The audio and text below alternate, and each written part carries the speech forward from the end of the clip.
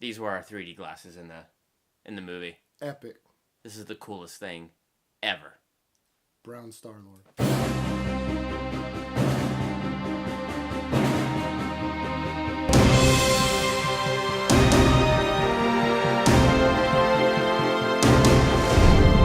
Welcome to Durbania. I'm Durbin.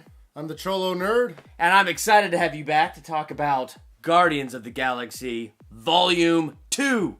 So, the first one is just probably one of my favorites in the MCU, if not one of my favorite movies in general. Yeah, it was fun in general. The first one it brought families together, some of the parents or older people that didn't really like superhero movies still enjoyed it because of the soundtrack. Yeah. People were so they had a good time, they're dancing and stuff. It was a rock opera, and I thought they did a good job with the soundtrack in this one. So, yeah. So first, let's go over our positives, and just a reminder, this is our spoiler talk for Guardians of the Galaxy Volume 2. If you want to see a spoiler-free review, click the link that should be popping up here on the screen somewhere. Click that, you can check out my spoiler-free review, go see the movie, come back here, join us in our spoiler talk. So, Cholo Nerd, let's start with you. Overall thoughts, impressions, feelings. I loved it. It was... Once again, another fun movie to watch. The humor was 10 times more. The jokes. Yes. Drax. Drax was the best. Yes. He had the best humor. They really focused on him. And his ways of just telling the truth, which hurts, by the way. Well, because his people are completely literal. Nothing goes over my head. My reflexes are too fast. I would catch it. So, I loved... Drax in there. I love, Baby Groot, obviously. Yep. It was a really good movie. It was fun. It was exciting. Yeah. Now, I totally agree with you, because my overall feelings of this movie was, as a whole, I thought it was just as fun, if not funner than the first one. It just had a lot of really cool little elements in it, and they didn't lose the magic of the first one. And for me, I guess Rocket stuck out a lot to me, because I was kind of torn between, Drax and Rocket. Yeah. A little bit of Yondu in there, but Rocket was also, on his little character arc of growth and sarcasm and, always winking and not getting that he's, Yeah. nobody's supposed to see you wink. Dude! I'm using my wrong eye. They all had their little moments. Yes. That's why it's so hard to pick a character. Yeah. Because they were all amazing. They're all kind of maturing together and stuff, so it was kind of cool. Yes. So, you know a little bit more about Guardians of the Galaxy in terms of its comic book stuff than I do, as I know from our past conversations. Yes. So, just a little bit. So, let's talk about Kurt Russell as Ego, because he's the first new big element in this movie, and he's a big one. And so what did you think of him? I actually liked the way they portrayed Ego. It was, at first I was are they going to do it? Are they going to make him the actual planet, like the cartoons and the comics and stuff that I would watch? And I was I don't think they're going to do it. This whole time, they kept hinting that, he was part of the Earth, and, if the Earth was demolished, that he would be demolished, and you just weren't sure. So you're okay, maybe they're just using this is his power source. Mm-hmm. But then when it all gets said and done, all of a sudden they see the back view of it from the jet, and bam, you see Ego there. And it's and it looks like Ego from the comic. He had the mean face and everything that. He looked like that. It was great. And I was sweet. I just kind of wanted to do that, just because he has a little goatee thing going on and stuff. So yeah, that was cool. I like the way they portrayed him. I loved Kurt Russell as an actor in general. Yeah, he is awesome. He did a great job on that one. So what was really cool about this movie? So it opens and it shows Kurt Russell young in the 80s or whenever he was wooing Star-Lord's mom, and as they're driving around and all that stuff, Marvel did it again, like they did with Ant-Man, where it opened and you saw all those actors young that are now not young and stuff, and the way that it looked good. And Kurt Russell, though, that was the best I've seen it, where, he had the long, dark brown hair and everything. He looked like what I remembered from, Tango and Cash or anything like that I would have seen from back in the day. I instantly thought of Big Trouble in Little China. Oh, yeah. I was dude, he looks like Kurt Russell from Big Trouble in Little China. I want to see him shoot his gun and, the bricks fall on him and stuff. Yes. So, yeah. Yeah, and that was amazing how they did that. So I thought, just that visually was really cool. But here's something that was kind of cool for me. I knew nothing about the Guardians of the Galaxy comic books, and I didn't really read a lot of comics growing up. I got more into that as an adult, and then I got more into the DC side of things than Marvel. I still love Marvel. Everybody calm down. But, Marvel.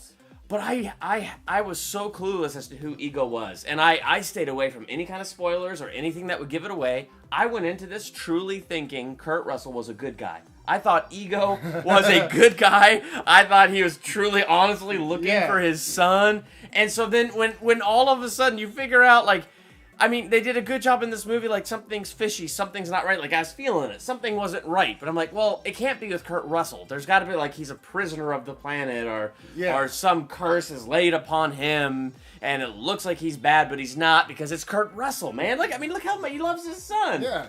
You know, that's Captain Ron we're talking about. You know, exactly. Come on. It's Captain freaking Ron. Yeah. It's all good. It's all fine. He can't be a bad guy, and he's dirty. Oh my gosh, not only is he dirty, so yeah, maybe he kind of loves Star-Lord's mom, yet he gave the mom the brain tumor.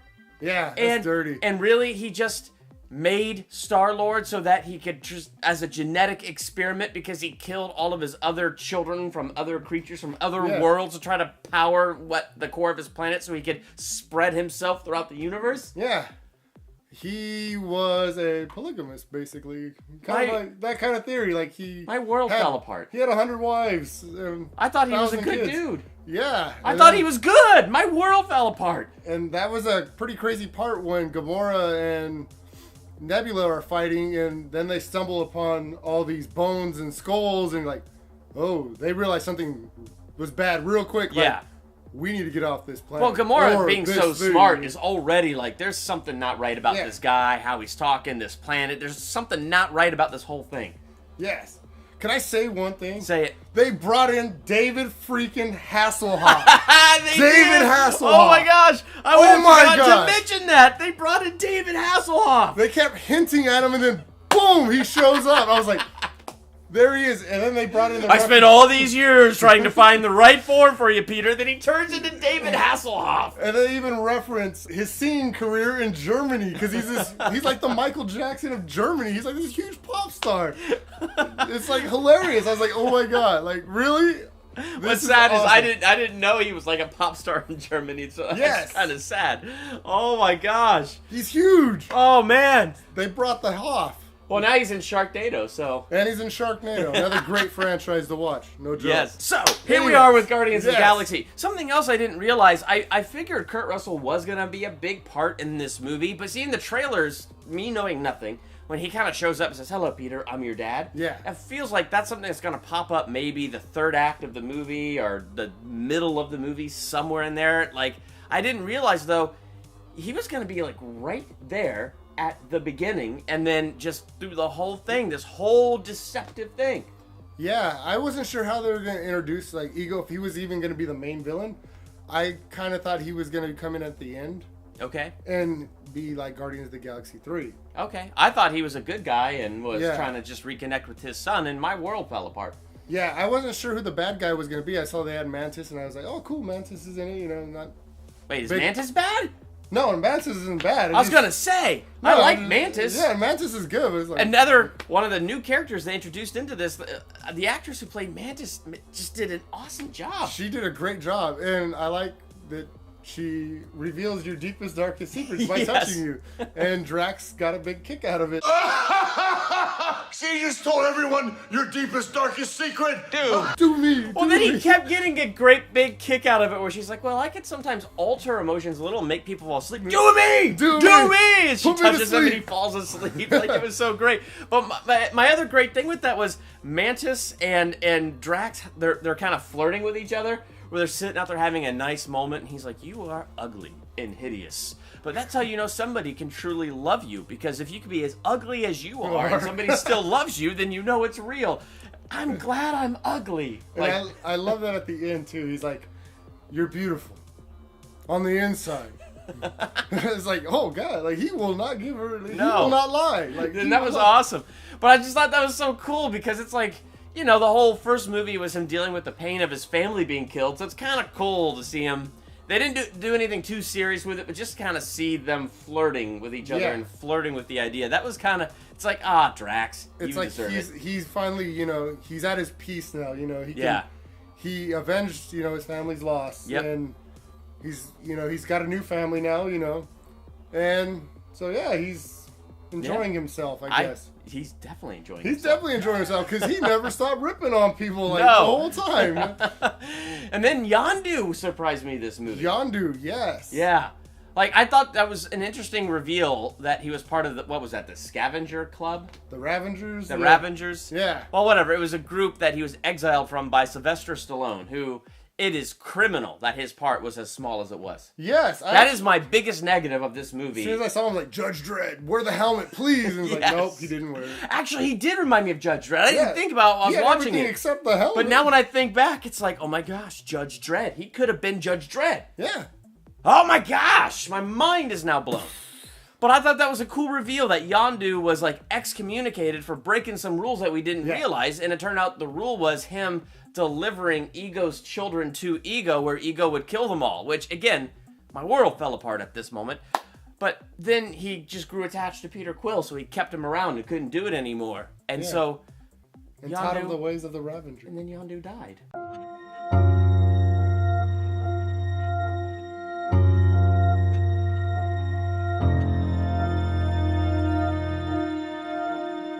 So this movie managed in one moment to be cartoony Yes. and be at some points it felt like a little overly cartoony till I realized I didn't care. I was having a good time and crazy, and then all of a sudden Yondu dies. Yeah. And this movie has heart.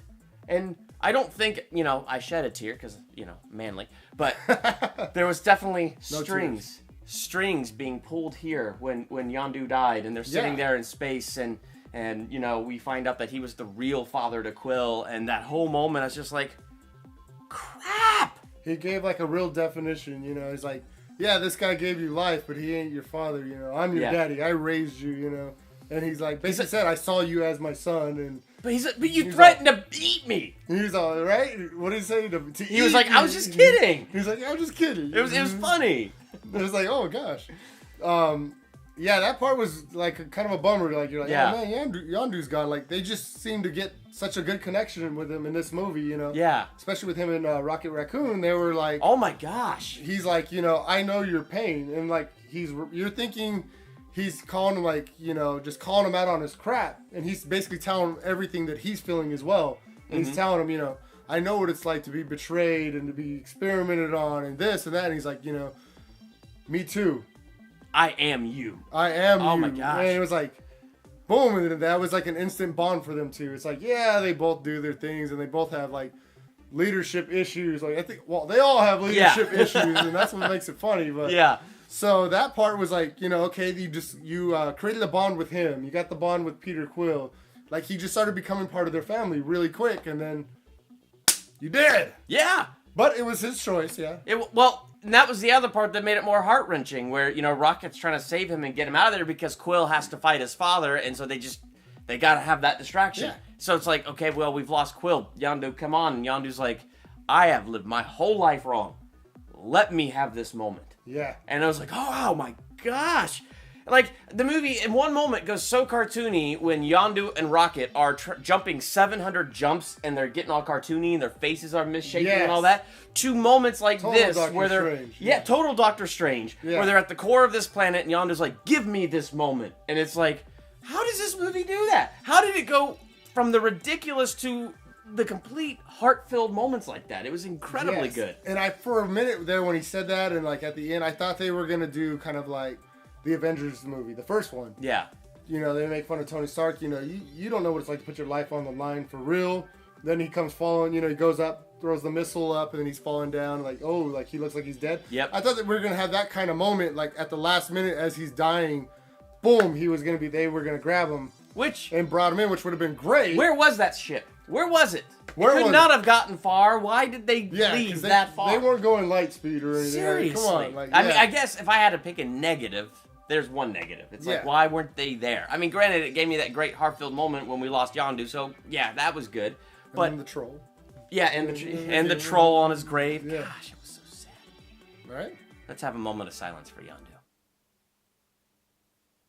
Why didn't the freaking ship pick him up? Ah. They have a ship that's super fast. They obviously found Peter. I don't know. unless I missed anything from positives, do you want to jump into some negatives? I guess the post-credit scenes. I hyped myself up. I told myself there was going to be one for the Spider-Man, one for Black Panther, one for Ragnarok, and one for the Infinity Wars. I got none of that. Well, at the very least, I would have loved to have one for the Infinity Wars, and that just didn't happen. Yeah, and I was hoping Thanos would be in there. Even though I heard rumors he wasn't going to be in there, you still kind of hope Thanos is going to be there to give some type of hint. Like, all right, we're getting to that time now. Like, it's happening now. Like, the move is on. He already said, I'll do it myself, but, like, is there any, like, is he, like, heading over there? Like, give us something. Yeah, give me what? Yeah. So that was like my only negatives. I enjoyed the movie. I thought it was great. It was hilarious. I don't have a lot of negatives. I don't either. And in fact, I think you probably covered that too, because I did feel the only place where I really felt genuinely disappointed was in the end credit scenes, which, who cares? Yeah, they were still fun though. Oh, and Sylvester Stallone. Yeah. I really do think that's sad that his part wasn't bigger, because you meet him once and he was interesting. You meet him again at the very end and you get one more shot of him in the post-credit scene, and it's like, I bet Sylvester Stallone could be a fun character in this. Why didn't we give him more? Yeah. So, I don't know. But see, that's, if I had to find negative, He's an and I'm expendable. nitpicking. Come on. Oh, man. So what would you give this movie as a letter grade? A+ through F? Probably an A-. Can't give it an A+, but I can give it an A-. I love the music. I love the humor. Yeah. I love the action. The 3D was amazing. It was. We saw it in 3D. That was really cool. There was actually the one scene where you just kind of want to reach out and grab something. Oh, yeah. The bubble scene with the bubbles. Yes. Yeah. And they actually made it look like it was coming to you. Like, I haven't seen something like that since Avatar. So, yeah, I know. They did a great job on the 3D. Yeah, that was really cool looking. You and I are in total agreement, because I'm giving it an A-. Yes. And I think the only things I keep it from a plus is I did want to see a little bit more Sylvester Stallone. As much as I love the humor, there were just a few places like where it felt like they were over-capitalizing on what people really liked about the first one, and so they were overdoing it. But then, I told you this in the car on the way home, I had that thought, and then I went, but who cares? I'm having fun. So if I had to say that as a negative, that's me being extremely nitpicky. Because overall, this is not the movie you kind of judge on that basis. You just go in and let go of everything and have fun with it. Yeah, you totally just go. Yeah. It's an adventure. Yes. Yeah. Awesome. What did you think of Guardians of the Galaxy Volume 2 if you saw it? And if you sat through this spoiler review, I am assuming that you saw the movie. What did you think? Be sure to let us know in the comments while you're there. Hit that subscribe button to become a Durbanian. Next to the subscribe button is that bell. Click that bell. That way you're notified the moment I drop new videos here.